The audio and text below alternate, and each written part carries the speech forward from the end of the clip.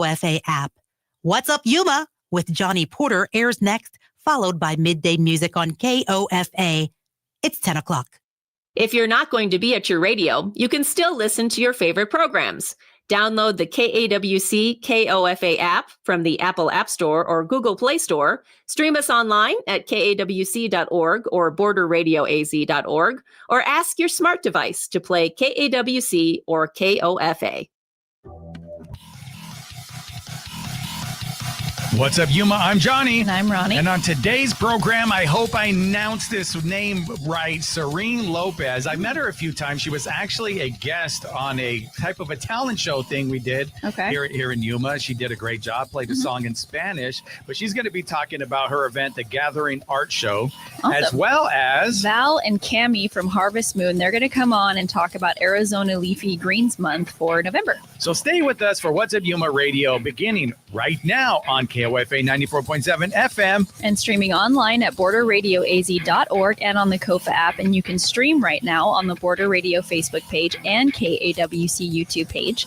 And email us at whatsup-yuma-radio@gmail.com. What's Up Yuma with Johnny Porter is sponsored by Yuma and Imperial Valley Wealth Management, offering solutions for those who value financial planning. YIVWM.com. Chili from Philly. Nick Papa Giorgio from Yuma. What's up, Yuma? Welcome back to another episode of What's Up Yuma Radio. I'm Johnny. And I'm Ronnie. And I want to hope and wish that everyone had a great Halloween. Everybody was safe out there and got a lot of candy and all that good stuff. And did you do that, Ronnie? Yes, we went trick-or-treating. You went trick-or-treating? The kids last 1 hour on the dot. Like what 6 to 7. Like 7:01, my feet hurt. I'm done. I want to go home. Yeah, they were over it. Yeah. So we got enough. Yeah, that's enough, right? Yeah. An hour worth of candy. An hour is good. You can still get a lot. That's not bad at all. What about you? I sat on a couch. I was tired. I didn't want to do anything. We're always tired. But I went to my cousin's house. We took the kids, took my boys, and they had fun. So that's what counts. You know? That's right. That's why I do it. I stuck it through, and we saw it through. You guys. Yeah, I saw it through, and I fell asleep. I think a couple times and on the couch. But I'm anyway, jealous. I wish I could have done that. Right. This is what happens when you get older, ladies and gentlemen. Yes. But our guest today, she doesn't know anything about that because I believe she said she was 23. That's super young gal, and she's multi-talented. I'm talking about Syrene Danae. Danae. Yeah, that was it. She's all, I guess. She's like, yeah, whatever. You say it the Danae, proper. Danae, No, Danae. you got it. I got it. It's pretty. Yeah, you have both like a pretty first name and last name, so that's pretty cool. Thank you. How'd you luck out like that? I don't know. Your parents are smart. Yeah, and so we talked about it on the intro. The original way I met you, you were a guest on the Yuma Times. It was like a singing competition, right? So how did you even hear about that? On Instagram, actually. Mm-hmm. I also had met Mario Hernandez, the founder, his wife as well, who does the Brush Art Studio. So yeah, I had met her and then just seen it on Instagram, and I was like, why not, you know? Yeah, and you did something pretty interesting. I remember you don't speak Spanish, you said. You don't really know Spanish. Actually, yeah, I no sabo. Yeah. I'm like, what? ¿Qué? It's like that's a term for like a Hispanic person who doesn't that's really know hand raised. Yeah, say it again. Spanish or who say it again. No sabo. No sabo. Yeah. That's me. That's what you did at the event, that you learned a song purposefully in Spanish. Yeah. And performed that song. And what was the reason behind it? The reason was I wanted to like talk about how love is. The message is basically love is based on everything we do. That's why we do everything we do. And so I just really wanted to get closer to like my family and especially my grandma, my nana. And so that's why I wrote the song, you know, just to let her know. Like, you wrote it? Yeah. Oh my gosh. Yeah, I did. And you were mentioning that. Was it your nana that helped you write it? Yeah, was she actually helped me. My nana helped me. My tias helped me, and just to make sure like what I was saying makes sense, you know? Yeah, right. They're like, we don't want you offending anybody. Right, exactly. So, but yeah, it was beautiful. It was just basically like love covers everything. That's why we do everything, you know? And so, yeah, it's just kind of like a comforting message. Very, very, very cool. Yeah, I'm part Hispanic. My Nana, same thing. I love her, but she didn't teach any of us Spanish. Yeah. Oh, really? None of my aunts or uncles and my dad. She's like, no, I got out of Mexico. Go USA. That's how she was. Go America. Yeah, it's like I remember being young, like here watching the president. Back then it was Ronald Reagan. Tell you how old I am. But she's like, yes, mijo. Yeah, be very grateful we're in America. Okay. That's like, yes, you don't want to go to Mexico. And I'm like, all right, Nana, okay. Good. You know, but she didn't teach us anything. But that was really cool. I just wanted to kind of open up about that when the first time I met you. And you moved on in the competition. Did you?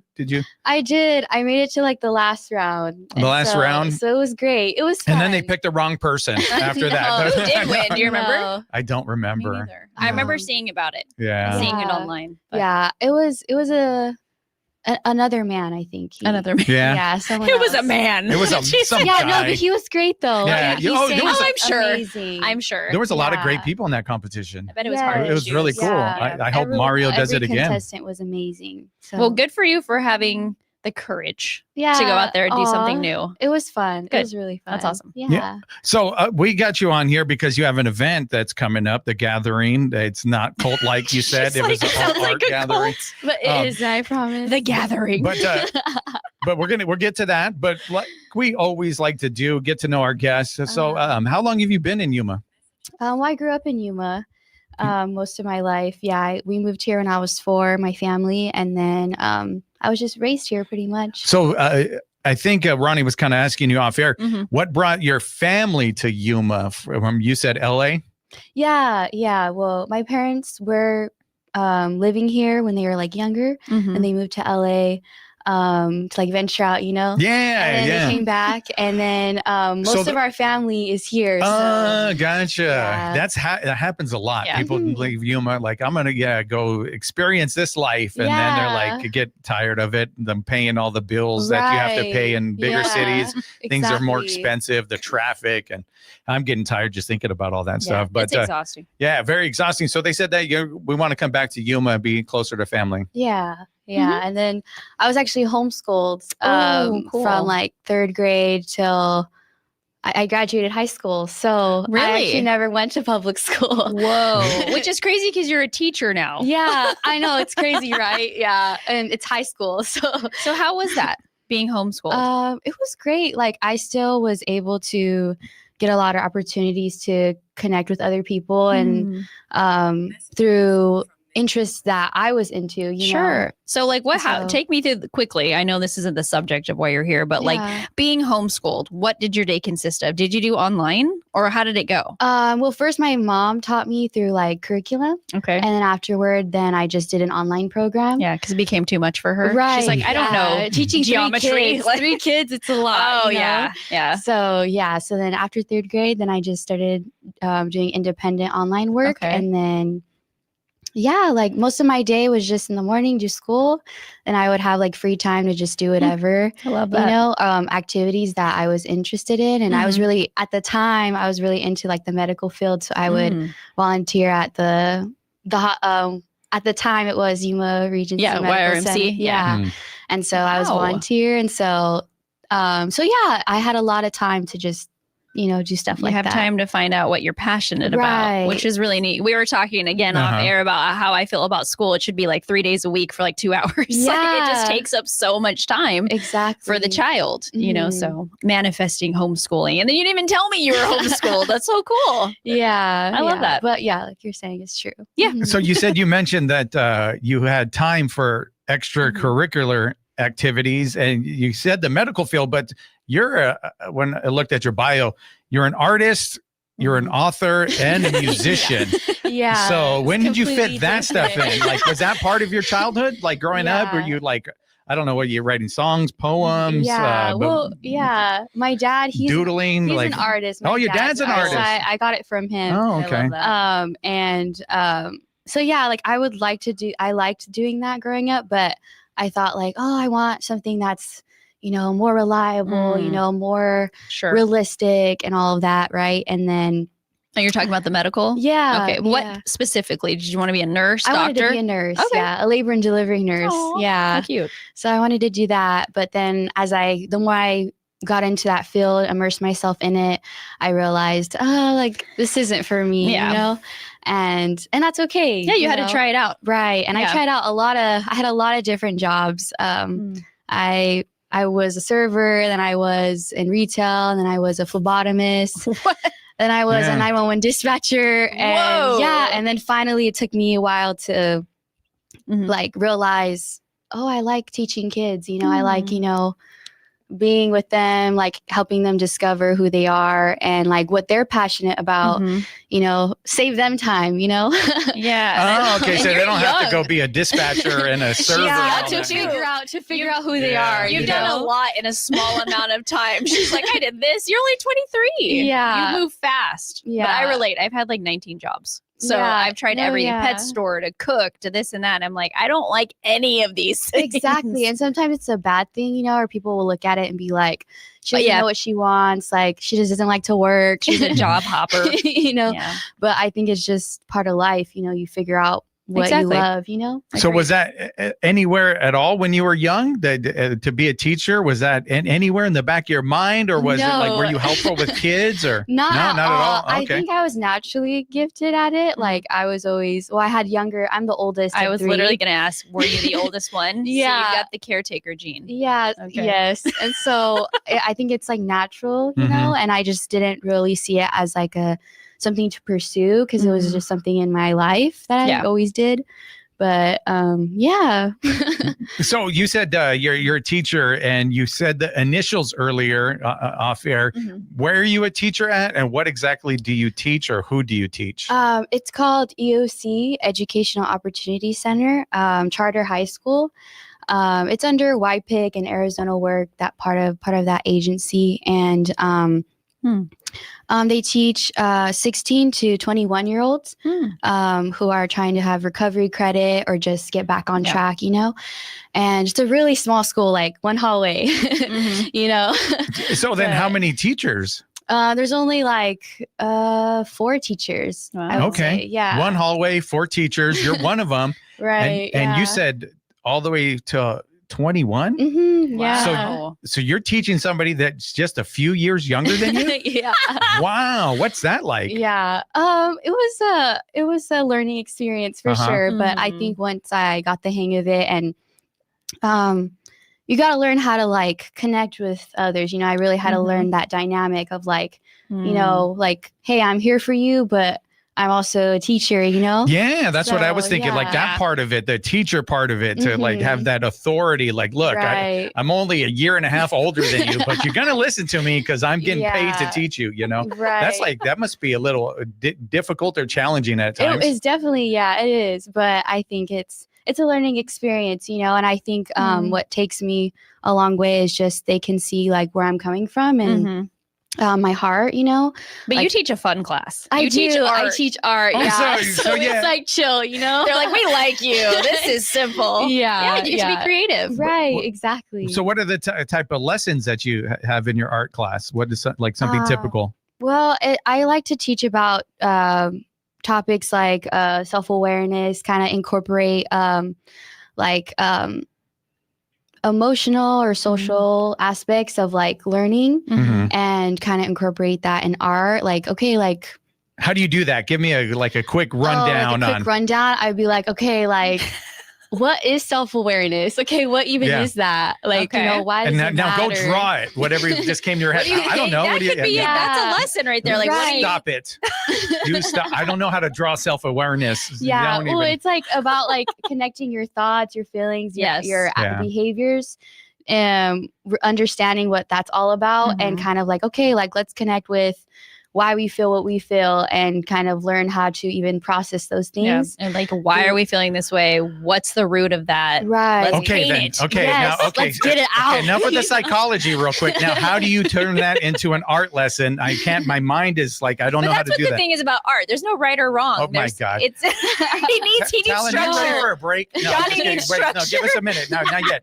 Okay, bring the art pack. So then once I talk part. about that, then I'm like, okay, now we're going to use these techniques, right? About blending, about shading, I like about there we go. all of that. And then we incorporate that into creating a picture that kind of centers around that idea of, that feeling that they have. Yeah. It could be sad, mad, happy, anything. You could draw whatever you want. Yeah. But you're teaching them cool art techniques like shading, blending. I started painting myself and I'm like, how do I blend these colors? Like it looks like black, you know? So there's a whole science to it. Exactly. So that's what you're teaching.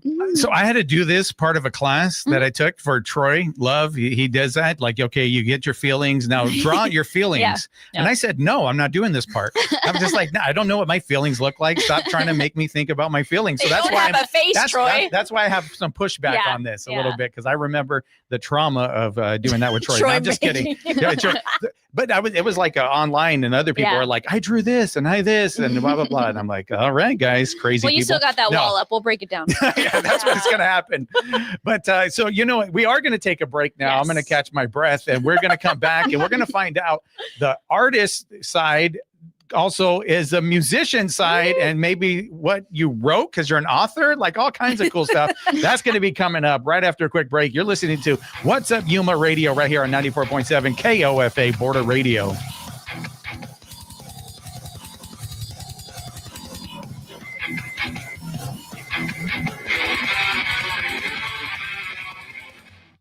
The North End Artists Cooperative presents its North End Art Walk on Saturday, November 22nd from 10 to 3 on Yuma's Main Street. Celebrating Yuma's vibrant art scene, over 60 local artists will showcase their work, including visual, 3D, and wearable art. More details are available at Yuma North End Art Walk on Instagram. This is 94.7 FM. I'm Juan Garcia from the KWC Newsroom. The weather forecast for Yuma today is mostly sunny with a high near 91. Partly cloudy this evening with a low around 61. The Arizona Department of Education has released letter grades for public schools. To learn more about how Yuma and La Paz County schools performed last year, visit kawc.org/news. Stay tuned for more What's Up Yuma with Johnny and Ronnie on 94.7 FM, KOFA Border Radio. K-pop fans, did you know that 80 new K-pop songs or albums were released in October? If you're tired of your old K-pop playlist, join me this week for the new release show on K-pop for Border for new October K-pop releases from Baby Monster, Le Sserafim, and Monster X. K-pop for Border airs on Wednesdays at 7 p.m. on KOFA Radio. Stream the show on KAWC's app or website, or follow K-pop for Border on Facebook or Instagram. Pianist Dmitry Kirichenko will be performing as part of the St. Paul's Concert Series at 5 in the evening on Sunday, November 16th at St. Paul's Episcopal Church. Dr. Kirichenko, who has performed throughout Europe and the United States, will be presenting works by Chopin, Schubert, and Beethoven. More at stpaulsyuma.org.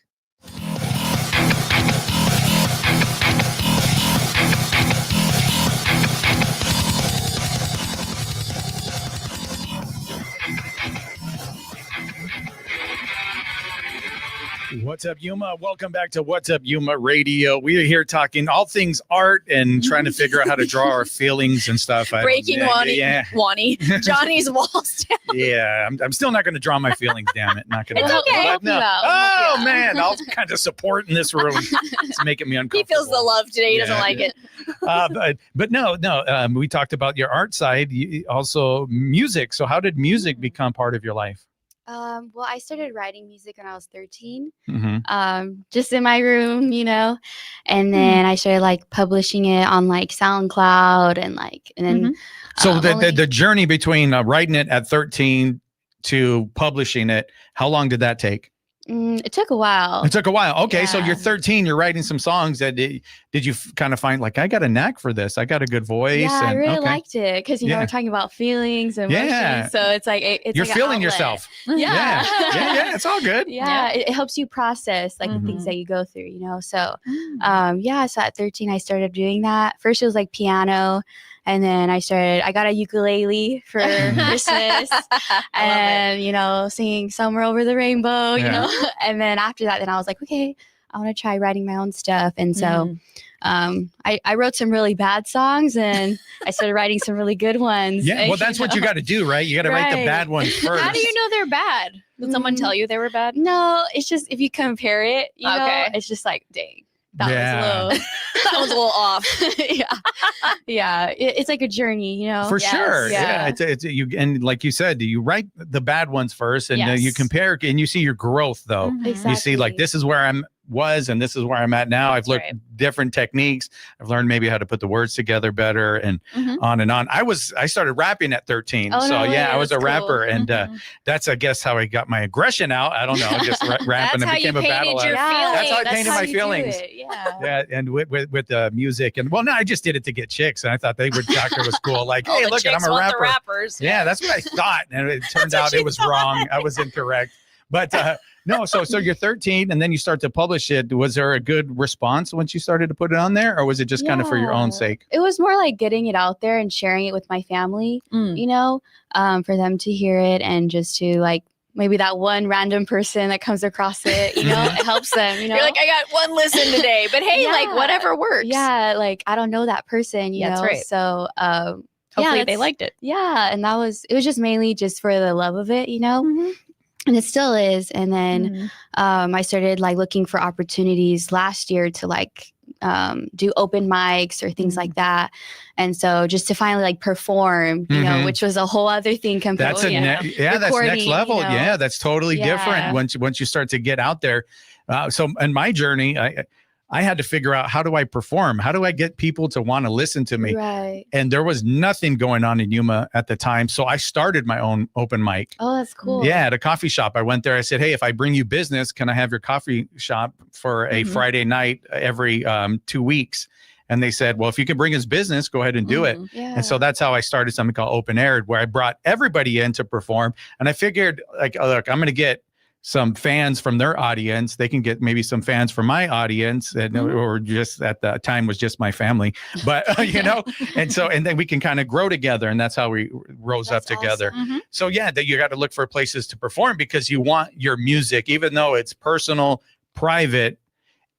You said that maybe that one person that listens might get something from it. It might help them. Exactly. Then you want that experience on a level that's intimate, maybe one-on-one, not just somebody on SoundCloud. You want to be able to do it that way. So what was it like the first time performing? Oh, it was so scary. Yeah. Yeah. I was like shaking, you know, but I think the more I did it, I was finally, I got that confidence, you know. So were you up there with a ukulele, a guitar the first time? Guitar? Yeah, okay. Guitar, yeah. Sweet. So I started learning guitar because I wanted to actually like create that fuller sound, you know.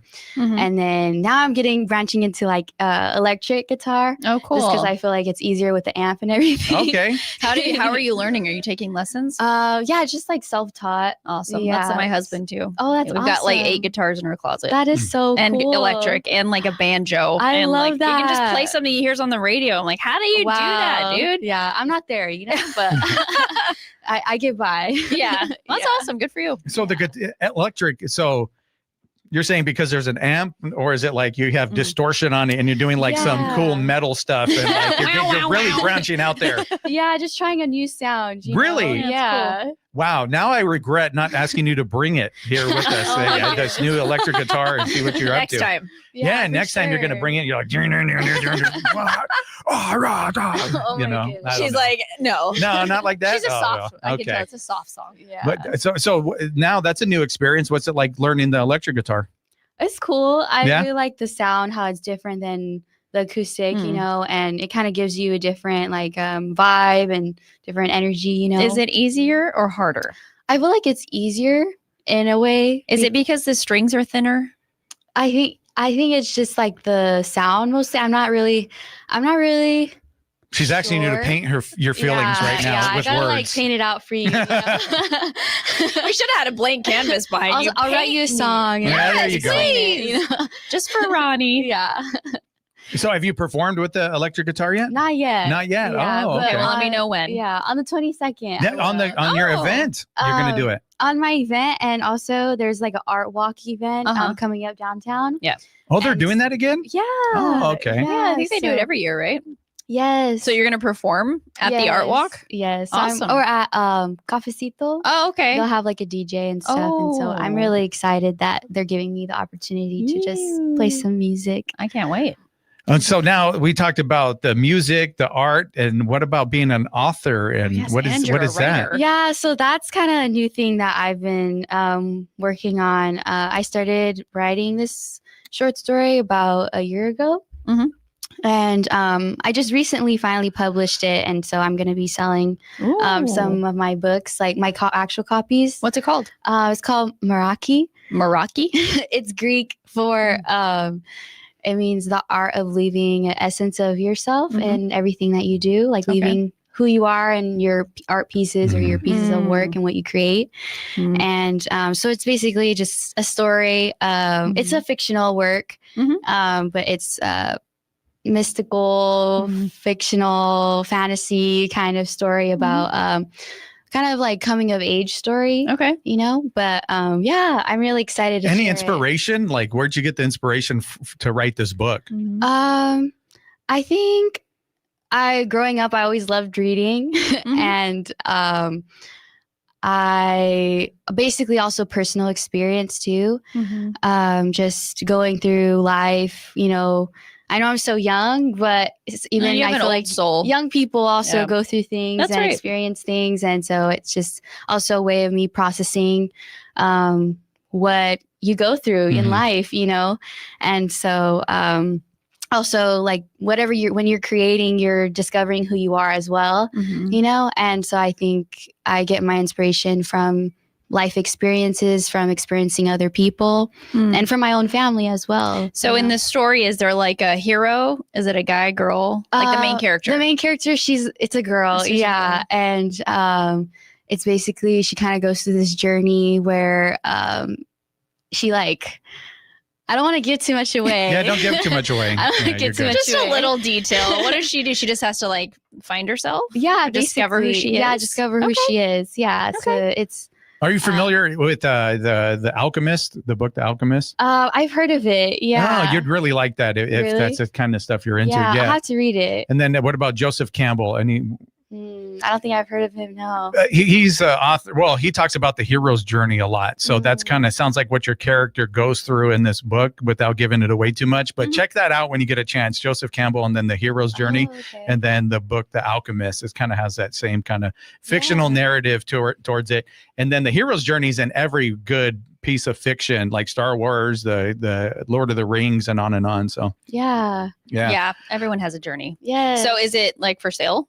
Oh yes, I finally have published it. Yeah. Awesome. Where do you get it? Good for you. So it's finally going to be uploaded on like Barnes and Noble, Amazon, places like that. That I have to like link it in like my Instagram and stuff like that. But it was just recent. But I'm really excited for people really to neat. read it. So now you can add author to the list. Yeah. You're just trying to take over the world, aren't you? Like, what are you going to do next? Yeah. I'm going to be a trapeze artist at a circus. I'm joining the circus. Yeah. Hey, you never know. Yeah, I mean, with my track record. Yeah. I literally know people today that are like super successful business owners that their family started out in like the carny business. You never know what's going to happen. You never know. You never know. But you said you're gonna have your book available at the one on the 22nd. Is that what you said? Yes, at the Art Walk. At the Art Walk. I'll be having like copies and stuff for people if they want to like look at it and check it out. Probably read it too if they want to read it. You know, or like read maybe the whole thing right there. No, you pick it up, you buy it. Okay. Yeah. Exactly. You're gonna sign autographs and stuff like that. Yeah, we need an autograph now. Yeah. Oh my gosh. I need to get a copy before anybody. That's part of doing this show. You. Okay, I want an autograph. If you make a movie, can I have a cameo? I want a little short part. I'll be a tree. I always say I'll be a tree in the background. She does a great tree. Ronnie does an excellent tree. You don't have that's plays, Ronnie. That's like Broadway you could be stuff. A play. Yeah, it could be a play here. A movie. That would be cool, actually. Yeah. Yeah, well, you could do that. That's right. actually, well, we had, who was the one that the professor of theater here? Yes. He's all into the Greek stuff, yes. right? Yes, the Greek tragedy, the maiden's tragedy. Maybe. This isn't really like a tragedy, but he's all about the heroine's tale. So you never know. That's true. Oh, yeah, Cool. we're going to What make is his this name? connection. I Yeah. we'll get you guys together. Oh Yeah. my goodness. No, hold on. We hold can't on. remember our guests. No. names. Hold on. He's named after a guy from Hollywood Squares. Oh my God, Shadow. Shadow. You're gonna have to get Zimmerman. Shadow if he's listening. I have to Maybe, meet him. yeah, you meet it. Now that there name's you go. nuts. My husband actually said if we ever have another kid, we're naming it Shadow. Shadow, that's a great name. That's So cool. no, we get you with Shadow, and then you do the play out here at AWC. I'll go. How cool would that would be? Let's talk about your art thing. Yes. Before we go, yes, Yeah. we're running out of time. I Let everybody know. know about the gathering. The gathering. The gathering. Oh my goodness. So the gathering is basically an art show that is about bringing community together, especially among young people, Mhm. cultivating that. I feel like there's not many opportunities like that in Yuma for young people Mhm. to do that among each other. Okay. And that's just my opinion.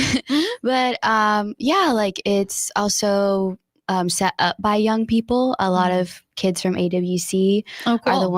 are the artists who are kind of putting it all together, Mhm. and just a few local artists in the Okay. area too. But yeah, I just had this idea of just bringing people together through art and music and uplifting art and music, Mhm. and kind of trying to foster this space that feels like it's meaningful. Yeah. And it Sure. it really is a peaceful space, a Mhm. peaceful atmosphere. It's not like, everyone's just doing their own thing. Like you feel like you can walk up to anybody, Mhm. any young person in that room, in that space, and just strike up a conversation, Sure. Yeah. And I feel like that's what I feel like a lot of young people, they want that Yeah. with each other, but they don't know how to do it Mhm. because we're all so afraid of each other. Or messaging Sometimes. each other online. Yeah, and now we're- it's time to meet in person. Right. We connect through social media and Sure. stuff, but when it's in person, nobody wants to look each other in the eyes, And so I just wanted to create a space where it's just like, yeah, like just come and just be who you are. You Show be off as what you are, do. Yeah. Yeah. Get ideas from each other. Exactly. So where is it?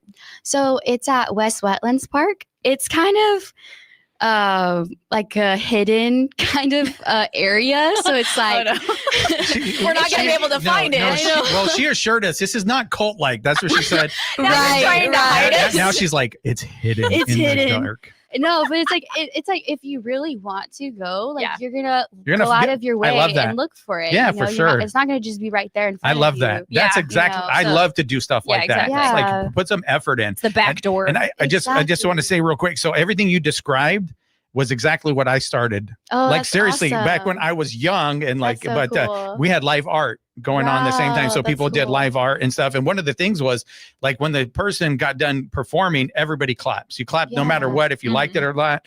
I had an communist guy go up there talking about how communism is great and stuff. It's like, maybe you don't agree, but you clap and you Right. appreciate Yeah. the fact that he went up there and did his thing. Exactly. So it sounds really cool. So you said when, Mhm. you give a hint about where and at what time. So it's at 5:00 on a Saturday, 5 to 8. Mhm. It's behind the Castle Park at West Wetlands Okay. Park. There's a Ramada right behind it. Mhm. And there's a little like space that's also right next to it. Mhm. And there's like a sign that's called like Hummingbird Garden or Mhm. Hummingbird Okay. Park. And it's like this really nice open space, and that's where like all of the artists kind of gather. It's called the gathering because like the artists are like in a circle kind of around that space. Mhm. And then people can like mingle like in Sure. the middle, Okay. What And date so, is yeah. it? It's December 13th. Okay. From 5 to 8 at West Wetlands. Yeah. Awesome. In a hidden area. Yeah. It's like a treasure hunt. Go find it. You have to go find it. Thank you so much for coming on. I appreciate your time. so I'll be there at the event. I'll bring the chickens that we're going to sacrifice that night. So it'll be even more fun at this little gathering. That is that's definitely not live art right there. Yeah. But so thank you again. Best of luck at your event. Yes, And I'm sure so a lot of people appreciate what you do. Thank you. All right. And with that, we're going to take this quick break. We'll be back with who do we got next? Val and Cammie talking about Arizona Leafy Green Month. It's going to be next right after this. You're listening to What's Up Yuma Radio right here on 94.7 KOFA Border Radio.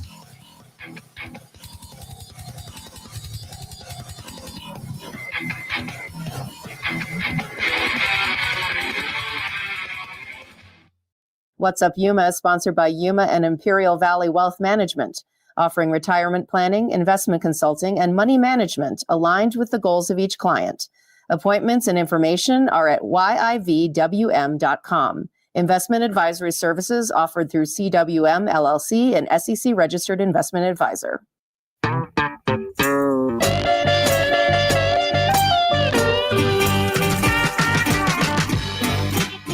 Everyone, this is Pat Mitchell-Worley, and coming up next time on Bill Street Caravan, Memphis favorites Lucero take the stage. That's all coming up next time on Bill Street Caravan. Thursday evening at 7 on KOFA Border Radio 94.7 FM.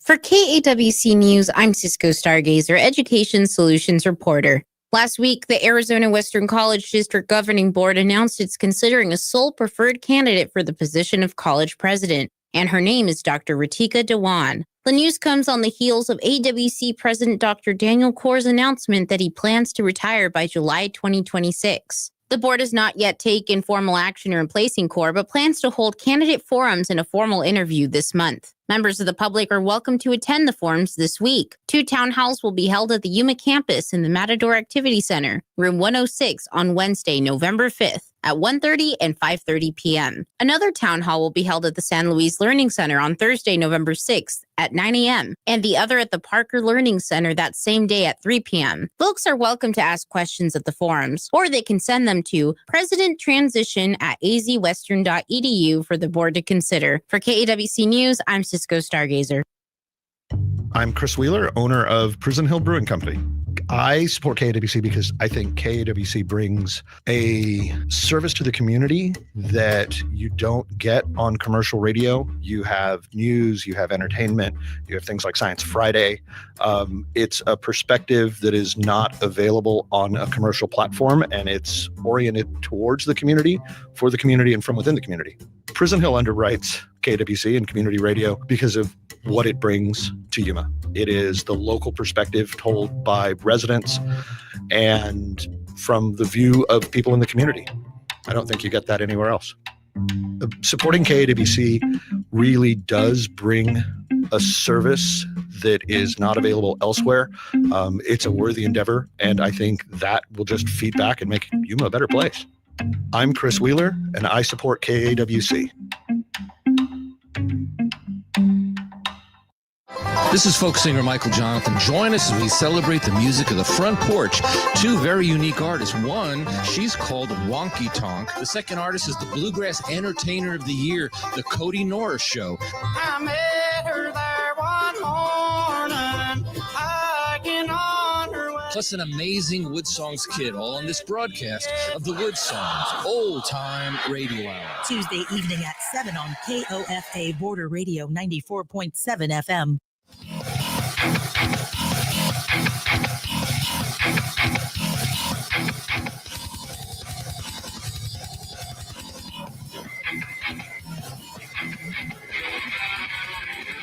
What's up, Yuma? Welcome back to What's Up Yuma Radio. We are here now joined by Cammie and Val from Arizona Leafy Greens. And I think I put it wrong on the title. It's my thing fault. Out. Yeah, it's all Ronnie's fault. I but, said Harvest Moon, and she's like, no.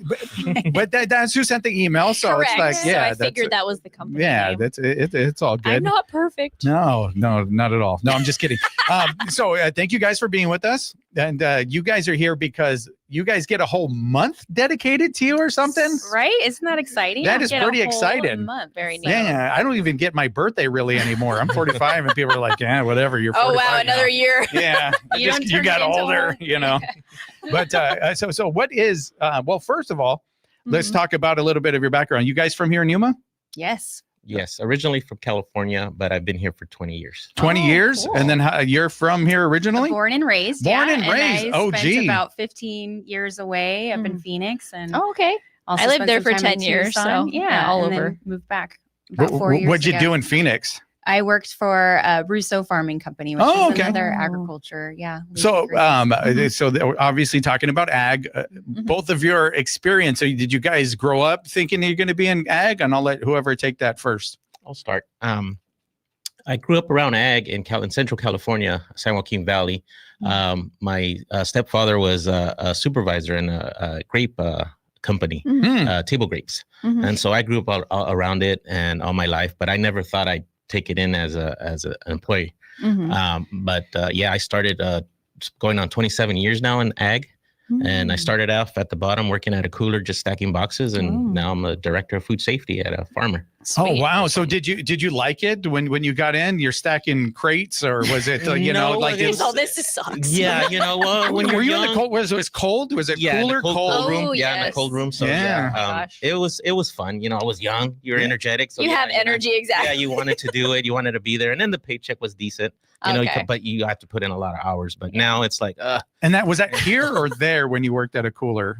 in California. In California? Okay. Oh, okay. And I gradually moved up to quality assurance, shipping and receiving, driving a forklift, and learning the whole process of the facility. Now, when you first started and you're stacking crates, did you think like I'm going to work my way up? Was that your plan?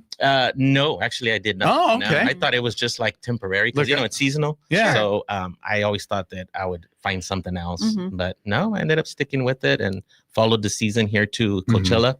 And the company that would lease out the grapes to cool down there in Coachella hired me full time. So that's how I got into vegetables. Okay. Gotcha. And then how'd you end up in Yuma? I started working for that company in Mexico. So they needed a representative to take care of them and manage their operations in Mexico. So I was driving back and forth from Coachella to Mexicali every day, and it was just taking a toll on me. So I started looking for something a little bit closer to the border, and everybody recommended What Yuma. was So, that commute every day? About 2 hours. Like yeah. one way or just total? one way. Oh my gosh, man, you're 4 hours a day in the car. I would leave my house maybe at 3 a.m. And by the time I'd get to the first ranches would be about 5 a.m. Yeah. A little 5:30 What, you're getting when home everybody's at like starting. what time? Yeah, I would be getting home around maybe 8 o'clock, 9 o'clock Whoa, at night. man, yeah, I don't You blame put in work, dude. Yeah. Seriously, I'd be like, I literally quit. lived in my truck for Oh a my while. gosh, All right, Cammie, hopefully you have a happier story. No. that was depressing. I'm Yeah. like, I feel so sad for you. Yeah, like, Oh, that was fun. But I yeah, liked it. no, He said look that where he's was at fun. now. I don't know. I'm super proud of you. I'm joking. Yeah. Okay, your turn. Well, I grew up, my parents farm out here on the Yuma Mesa, citrus and alfalfa.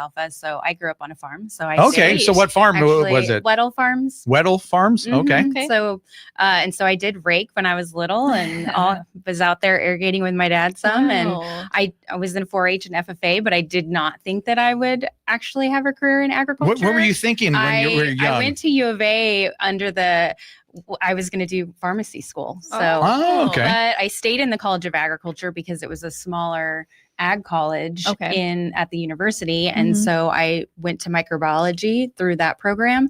And when I got out, I was like, I think there's an opportunity in food safety. And I worked for, like I said, Russo up in Phoenix for about 15 years and just made a good career out of it. Started out kind of in quality assurance in a smaller food safety position, and then just grew the program. And so what was that? You said a smaller position in there because you do food safety now, but what's like a smaller it's position? more like QA, or you do a lot of the general like logging and record keeping, and Oh, okay. and then It's like data entry. Yeah, and then you move up and you're really like doing the programming and implementing the practices and doing trainings. You're kind of like a worker bee. So and then now you're the queen, the manager. Yeah, he liked that. He thought that was I'm funny. a queen too. Oh, snap. So you said you wanted to go and be in pharmacy, something in that world, pharmaceuticals, and then did you once you got into it, did you like it, or it's like I kind of feel home here because you have the past in it, or how'd that work? Well, or were you like still like upset that you didn't become a pharmacist? No, I'm not upset. Okay, cool. Yeah, I worked. I wouldn't be, but no, me neither. And when I was in college, and I figured out early on. So you figured out then, okay. Yeah. So I love that. We have a lot of people on the show that's like, I went to school for this and realized quickly this is not for me. But why not? See if it is for you. If not, then stop. Yeah. So I transitioned to that position, and then I moved back down here 4 years ago. And what brought you back to Yuma? My husband. Your husband? Yeah. You left him here? No, I'm just kidding. No, I came. So you met him in Phoenix? No, he's from here. Oh, so you met him on friends Instagram. here. You're like, hey, he's hot. I'm gonna like a lot of his pictures from Yuma. Like what? No, through friends. Okay. So, and then it was kind of weird that we had never met before. So, and then transitioned into this position with the Arizona LGMA as a technical assistant. So. Okay. So you hold on. We're going to go back to his relationship. Then. So you met him, and then you were in Phoenix, but you had a good job, right? I did. I had a great job. I loved it. Oh, so was it long distance? Was he here? Yeah. Oh, I give you about props. a year. That's hard. Year and a half, 2 years almost. Yeah. Wow. Ronnie's a relationship coach, so we got to do a little bit about relationship. I love talking about like long distance. How did that work for you guys? It worked. Lots of phone calls. Yes, lots of phone calls. Visits. And it's not weekend, that far. Either. No, it's not. Like I'm talking about like coast to coast. That stuff is like 1% going to work. Yeah. Seriously. So I give props to you guys though for making it work. Was it love at first sight? Yeah, pretty much. Oh, I love that. Yeah. I didn't used to believe in that, but. So you're making it work. They're doing the long distance, and he said, "Well, we want you down here." Mm-hmm. So did you have a job waiting for you, or is that something you had to look for? Or I had served on some of the subcommittees for the Arizona LGMA, and so our program administrator Teresa Lopez, reached out, and it just was a. Kind of worked out, like everything just worked out. Everything just like parted for you. The clouds parted. Really well. This is too much like a fairy tale now. I'm upset. I'm going to take a break. You can't take the love today. We've got a very loving show today. We're going to take a quick break, and we're going to find out how these guys get their whole month. Yes. I think I saw something from the governor saying that's like, it's cool. Like it's a real deal. So we're going to find out on the other side of this break. You're listening to What's Up Yuma Radio right here on 94.7 KOFA Border Radio.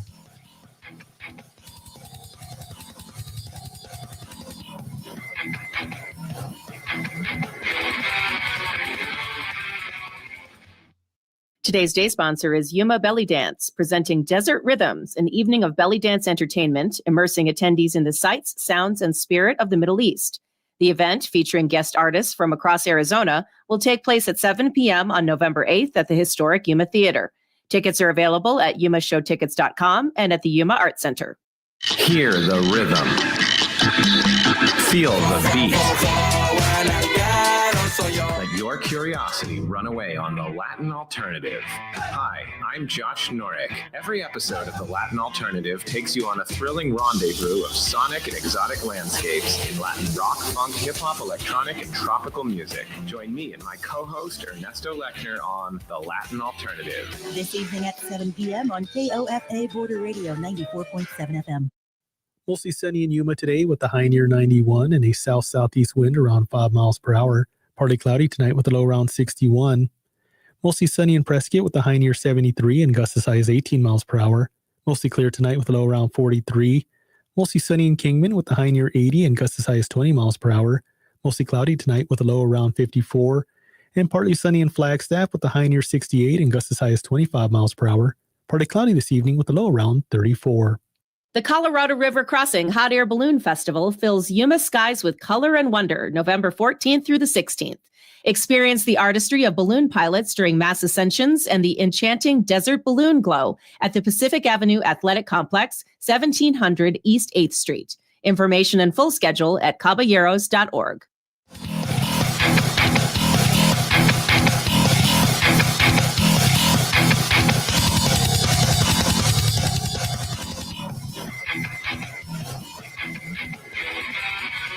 What's up, Yuma? Welcome back to What's Up, Yuma Radio. We're here talking to Cammie and Val from Arizona Leafy Greens. And before we get into how they got a whole month, let's talk about what is Arizona Leafy Greens. And you would mention food safety, and let's talk about how important that is.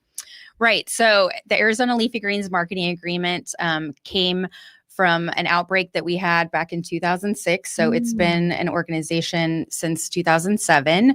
And it was our industry coming together with food safety practices that growers and harvesters and shippers can use. So we use the latest research and science, and we put metrics, we call it a metrics document, with all of our best practices. And then we have USDA trained auditors that actually go out and verify that the growers and shippers are following these food safety practices. Did you say outbreak? Well, originally that's what spurred this back in 2006. Yeah, was the outbreak. So like the food was getting people sick. Is that what you're saying? Now, and what level or how deep do you go into? Because I think I remember hearing, I don't know what year it was, but I hear one time there was like a dead animal in one of the canals that poison people, like stuff like that. Do you go out and test the water, or like have an organization that does, or like what level do you guys have authority over? So we put the best practices out there, and then we train growers, and then they each have their own food safety staff, and they're the ones that are going out and actually implementing the practices. So the water sampling, the environmental assessments that they perform, the extensive training that you're offering to all their so we provide the tools, and then we also have a technical subcommittee and then a communications subcommittee that also help with different areas. And that's really where the November Leafy Greens Month came from. The governor proclaimed it, and so we like to kick off harvest with that this month, because it's November to April is when we're harvesting. Yes, that's definitely. And you notice a difference in the whole community at this time, because a lot of people come in to help harvest all of our crops. So definitely a perfect month. I just want to talk about the outbreak real quick. Do you mind? He wants to go back. We're gonna that was in the past. No, it's the past. A good thing that we put together. I know. So but we got to talk about the bad for real quick. So no, let's see what Val has to say. So in 2006, outbreak happened, and so people got together and said, "Okay, we need to do something about it." That's the birth of it. Yeah, the industry.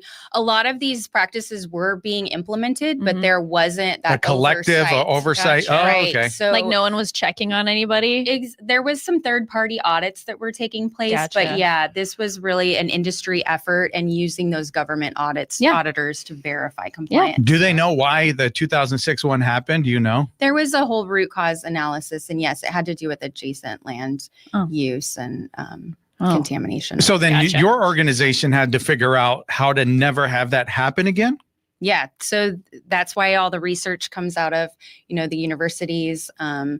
We put a lot of funding and research dollars for those studies to take place, so that growers have the tools that they need to make sure that they're growing safe, nutritious products. Sometimes they don't know. Right. They need help. Yeah, they do. Yeah. So what are some of the tools that you give them? Training kits, metrics that we have to follow. What is like a training kit? Like how does that look? So a training kit would consist of how to train your employees on good agricultural practices, proper way of hand washing, the research behind hand washing, why it works. Sure.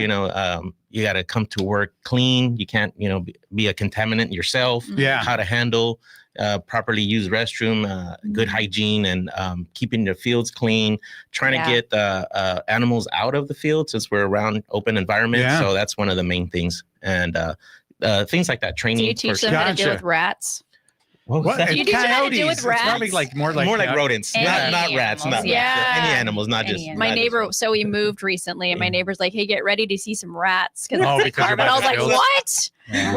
Just because they open the canals to flood and or they do something. So I was like, "Thank you for the horrible warning that I might see outside." Yeah, those would be field mice. Field mice. But she's like, "They're huge." I was like, "Why didn't you tell me that?" I've never seen a huge rat out in the field. Only field mice, the little tiny ones. Okay, I'll take a picture. Yeah, I don't know what's going on in your house, but I've had experience with it because I was an electrician for some time, and we worked on a lot of the coolers here. And before we went in, we have to have the little thing on our head, like the hair nets. Yep. Yeah, that's what you call them. And like you get all suited up, like we're getting suited up, and we have to have our training how to go in and interact. And I'm just over there trying to change out a light bulb, but I got to get in a spacesuit to be able to be around these things. Correct. So you're teaching that, and then what else? So also sanitation of harvest equipment. So when the companies are out there, a lot of these companies have equipment that we use, like cutting knives and belts that we use where we're processing the produce. And so that has a whole crew out there sanitizing it every single day. Wow. Every day? Pre-harvest and after harvest. Wow, that's awesome. So I love that. Yeah, there's a lot of work, a lot of so we use also like a rinse procedure for some of our product. Okay. And so that water has to be monitored. It has to be a potable water.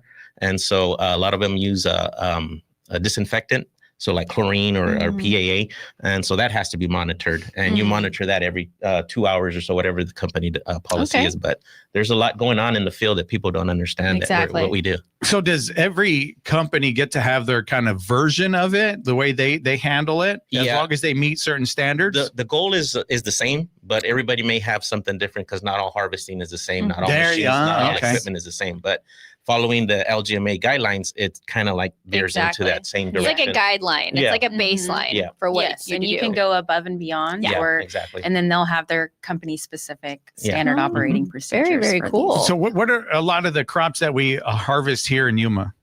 Well, the leafy greens crops, we have 15 that we cover. So it's mainly romaine, icebergs, kales, cabbages, chards, the spring mix items, your spinach. But in all of those companies that are growing lettuce and leafy greens also do melons and broccoli, and cauliflowers, celery. So now, because our program doesn't cover those commodities. That's what I was going to ask. But a lot of the growers still follow the same practices. And so that's when those third-party auditors will come out and verify for the other commodities that are not covered by the Arizona LGMA. Now, do you know why it was just for the leafy greens and not? That was the focus because lettuce and leafy greens are consumed on a high level. And, that was.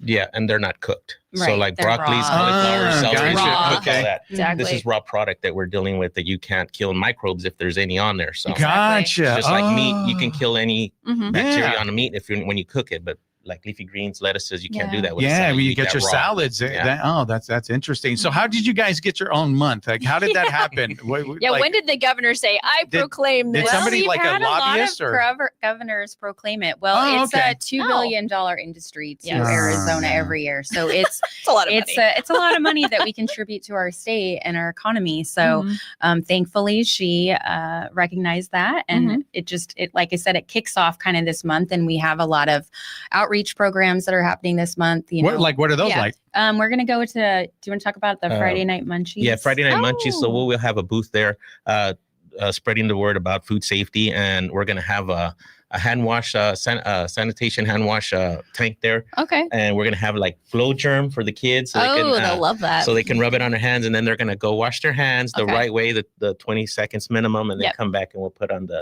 UV light to see if they did it right. They're really like, I'm still dirty. We'll be giving out gifts too. So there's a spin wheel that we do and it asks us a food safety question. If you answer correctly, you get a prize. So so it's an outreach to the community. Outreach for the community. And then well, real quick, did you guys just reach out to Justin and say like we want to be a part of this, or how'd this happen? We just wanted to do a booth. I like this. It's pretty cool. That's why I we're not selling anything. We're just promoting our organization. Cool. Yeah, it's just informational.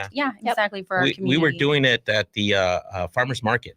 And so this year we wanted to do something different. So we decided to do the Friday Night Munch. Gotcha. Reach a different crowd. Yes. And then we also have Farmer John on Instagram and then Ram 628. They're going to take over kind of our Instagrams and highlight the month too. And so you can see those food safety practices actually happening out in the field with some of our growers. Okay. Yeah, you got to convince them to come on the show. Yeah. I reached out to him and I don't know if he said he was too busy or something or well, this is your call out. Yeah. So you're going to go back to him and be like, they are so cool. I had him on my other program when I was at the other station, but really cool guy. And he definitely highlights the agriculture here in Yuma, like in a very unique way and gets a lot of views and stuff. So but you got to tell him we're the #1 podcast. Yes, in the world. we're worldwide. So get him on. But his photos that he takes are incredible. he does. He does some really cool ones, like waking up in the morning with the sunrise, and so he's taking over, and he's gonna kind of he's highlight. taking over today, actually. Oh, today. Go on our Instagram, Arizona Leafy Greens, and then also our website is ArizonaLeafyGreens.org, and you can learn more about our members and the growers and so what we're doing to who's keep our typically products members? safe. The members are the farmers. I see you got a Amigo farm. Farms. So they're one of our shippers. Okay. Yes. Yeah. So we have 38 shipper companies. So those are the put their label in. Yeah, that's our label. And so what we do is we ship to processors or bigger shippers, and that goes out to it goes out to the consumer. Gotcha. And so from there, we just grow for some of them, or some of us actually sell the produce as well. So most of the people here in Yuma are growers. We have only a few shippers. A lot of the shippers come from California, and they contract the growers here, and we grow produce for them, and they pack it in their label. Very cool. Anything else you want to let us know before we go? No, thank you for celebrating with Arizona Leafy Greens Month. Thank you so much. I have to check you out at the Friday Night Munchies. That sounds really cool. too. Get my kid over there to wash his hands, There you go. All right.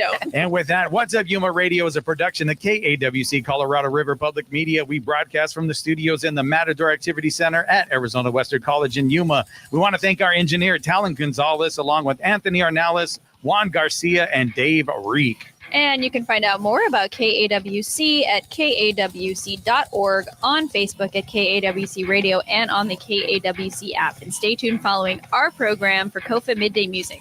And on tomorrow's program, we're going to have Lisa from Exceptional, the hospital right over here up the road, and maybe a mystery guest. We don't know yet. Yeah. And you can listen to the podcast version of our program at kawc.org/podcast/What's Up Yuma Radio, and email us at whatsupyumaradio@gmail.com. All right. Once again, thank you guys so much for being with us. I think to celebrate, I'm going to get a salad. Yeah, right? yeah, Eat a let's nice go eat some salad today. greens. Some nice leafy greens that is probably grown right here, right? That's right. Correct. Yep. All right. Thank you guys. And we'll see you guys tomorrow right here on 94.7 KOFA Border Radio. What's Up Yuma with Johnny Porter is sponsored by Yuma and Imperial Valley Wealth Management, offering solutions for those who value financial planning. YIVWM.com. Broadcasting from Yuma campus of Arizona Western College for more than 55 years, this is Border Radio, 94.7 FM, KOFA Yuma. We also broadcast at 1320 AM in Yuma, at kawc.org, and on the KOFA app. The KAWC Student Newsroom is funded by the Local News Initiative at the Community Foundation for Southern Arizona, the Scripps Howard Fund, and by generous local support. Thank you for supporting the next generation of public media. Learn more about the project and hear stories from emerging journalists at kawc.org/student newsroom. Hello, I'm Moira Alderson with